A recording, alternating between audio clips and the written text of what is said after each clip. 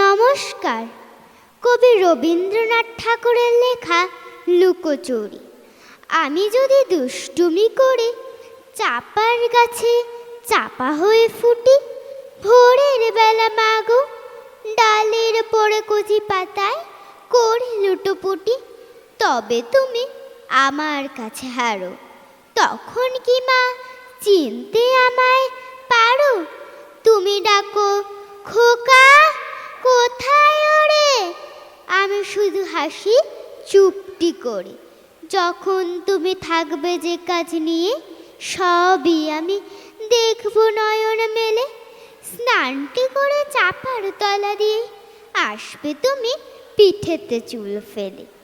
এখান দিয়ে পুজোর ঘরে যাবে, দূরের থেকে ফুলের গন্ধ পাবে। তখন তুমি বুঝতে পারবে না সে তোমার খোকার গায়ের গন্ধ আসে।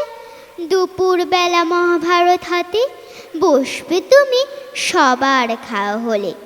গাছের ছায়া ঘরের জানলাতে পড়বে এসে তোমার পিঠে কোলে। আমি আমার ছোট্ট ছায়াখানি দোলাবো তোর বইয়ের পরে আনি। তখন তুমি বুঝতে পারবে না সে তোমার চোখে খোকার ছায়া ভাসে।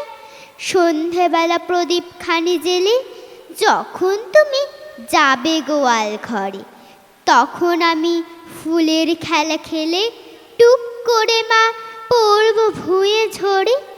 আবার আমি তোমার খোকা হব, গল্প বলো তোমায় গিয়ে কব।